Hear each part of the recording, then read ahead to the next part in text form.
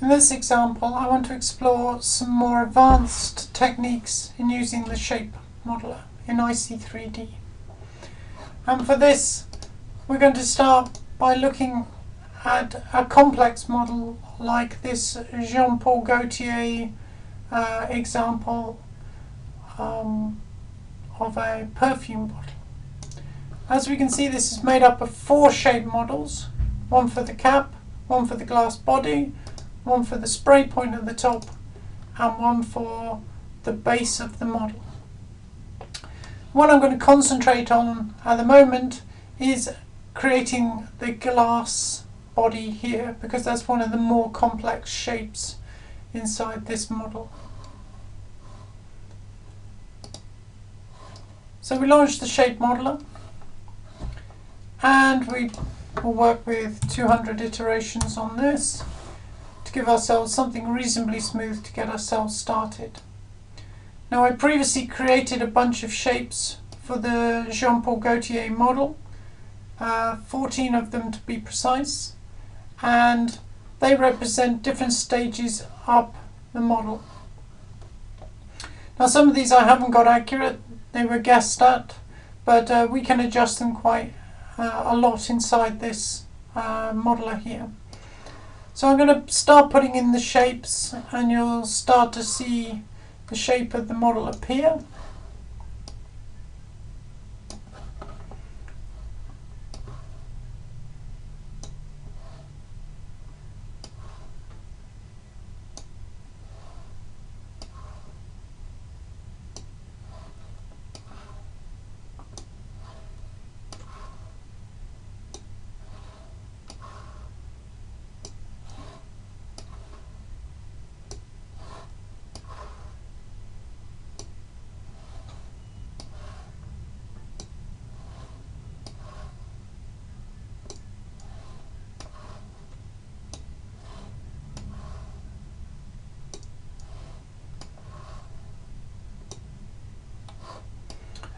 So, a bit of a distorted body to start off with, but the general shape is starting to appear. So the main thing we need to do is tidy up the positions and the sizes of the actual shapes that we've added into here. Now, I think the waist is around about the correct point, so I'm going to work up from that, and we can start to drag these points so they create a fairly even surface going up the side of the model in here. This will really help to pull the model together.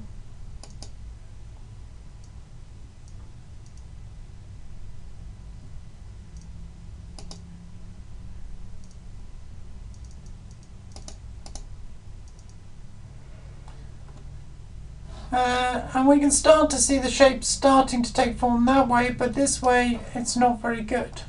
So let's look at it from the side point of view.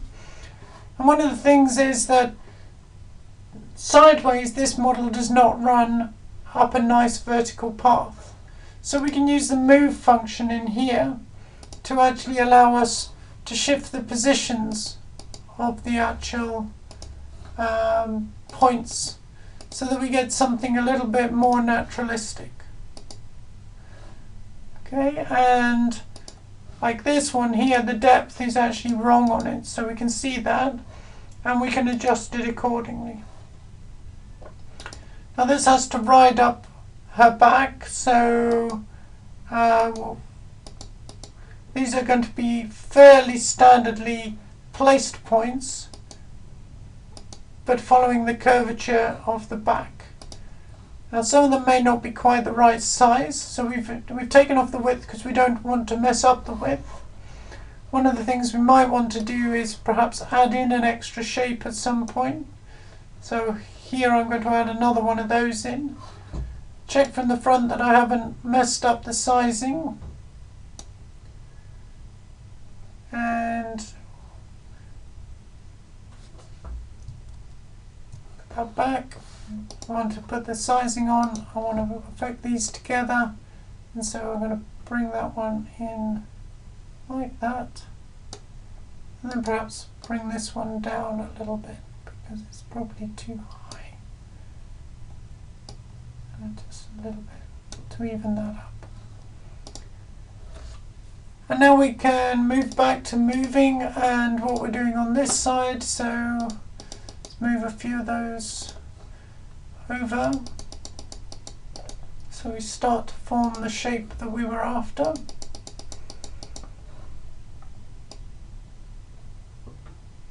Now, this one looks like it's also needs some scaling adjusting on it.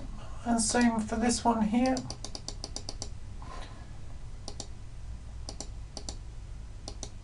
And now we start to see the shape starting to appear on the model.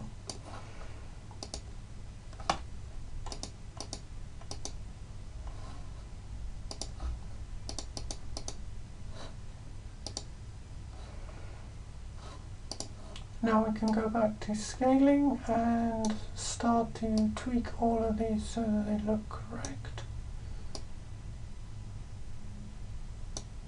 And we can see that one needs a little bit more depth and a little bit of an offset to balance that up. And then we start to see the model coming together. Now once we're at this particular stage, we can start to add some enhancements. Now you would probably play around with this for a little bit longer and get it really close, but for this demo we're going to stick with it at about there. Now one of the things we can also do in this is start to add some curves into it to try and give it a little bit of a more naturalistic flow.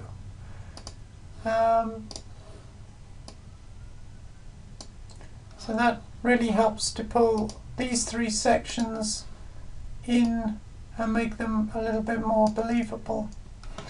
Now we can obviously increase the quality of that. We can add interim shapes which will start to fill in some of the gaps for us.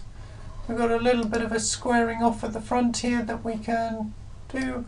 But once we are fairly happy with the model as it is, we can then use smoothing to actually compensate for the actual product itself. So if I take this down to a lower iterations, I can now use smoothing, which will take a little while to interact on the model, but will make a big difference to how we see it.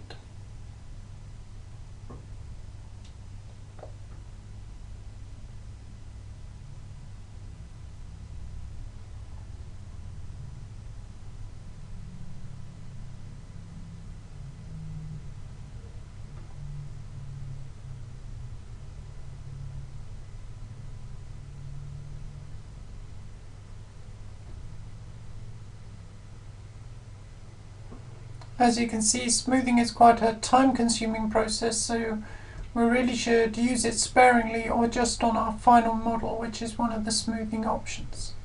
And here we can see a much more smoother version of the same glass model that we were doing. We have a little bit of a glitch up here which we need to fix, often seeable in things like this, but we need to make sure that we don't destroy the rest of the model while we're actually doing that. So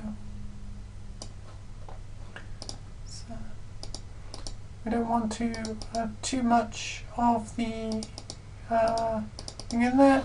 And the easiest way to do that is if I load another example. We can see one here where the actual smoothing has been applied and all the little models are in the correct places.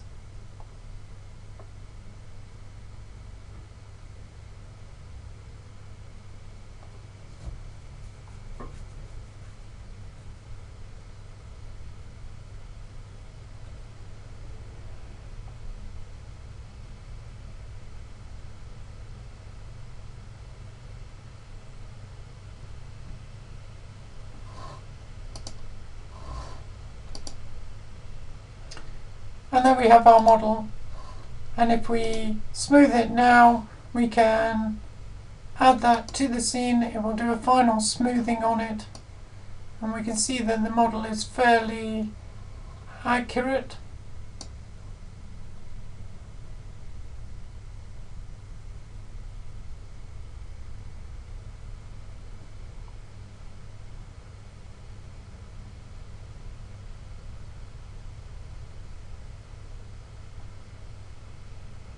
And here's our model in the world. Now if we switch to our material library and give that a glass or some other effect, we are able to